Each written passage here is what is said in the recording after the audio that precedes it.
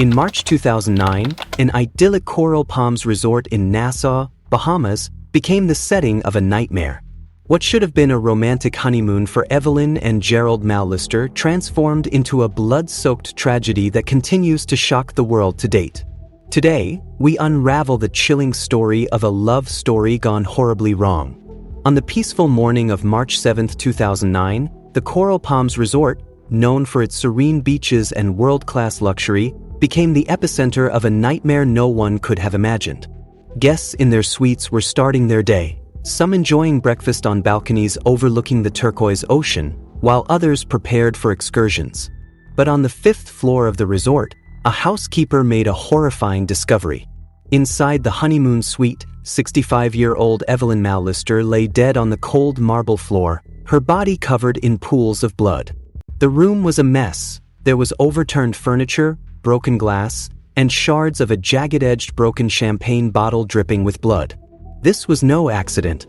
This was murder.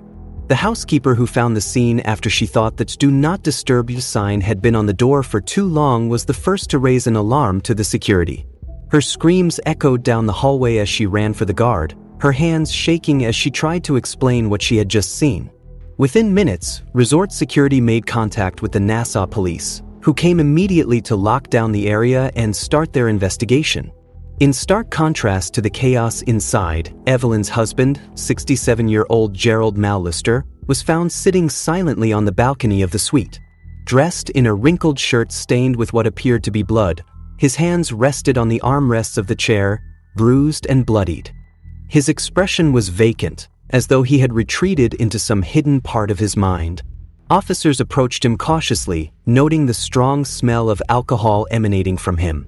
When they began to question him, he seemed disoriented, offering only vague and fragmented responses. He muttered about things not going as planned but offered no clear explanation of what had transpired in the room. Just 6 months earlier, Evelyn and Gerald's love story began at a veterans fundraiser in Atlanta. Evelyn, a retired schoolteacher, was attracted to Gerald's charm and stories of heroism as a Vietnam War veteran. Their romance was whirlwind. The couple became engaged within months. But beneath the surface, red flags began to emerge. Gerald had a temper, a history of secrecy, and a troubling past that Evelyn chose to overlook in the name of love. Their honeymoon began like a dream, luxurious suites, candlelit dinners, and the promise of a new beginning. But on the night of March 6, 2009, the dream turned into a nightmare. Guests reported hearing loud arguments from their suite. Evelyn's voice, desperate and pleading, echoed through the hallway. Then a chilling scream.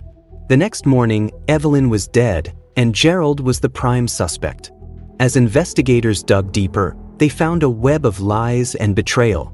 Gerald had anger issues due to PTSD that had been festering since he came back from Vietnam. Evelyn had recently moved large sums of money into a joint account with Gerald. So was this murder for passion, or was it a planned crime? The trial was an eye-opener. The facts presented showed how Gerald's temper, his lies, and inability to control rage took Evelyn's life.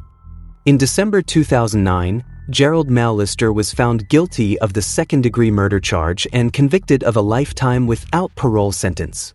It is bittersweet victory for the family of Evelyn because justice is served, and no amount can be used in place of losing such a tender, loving person they once knew. Evelyn Mallister's story is a tragic reminder of the dangers of ignoring red flags and the devastating consequences of unchecked anger.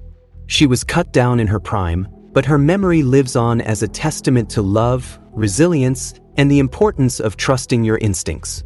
If you found this story compelling, be sure to like, comment, and subscribe for more true crime stories. And let us know in the comments, what would you have done if you were in Evelyn's shoes? Stay tuned for our next video, where we dig up another honeymoon tragedy. Until then, stay safe and trust your gut.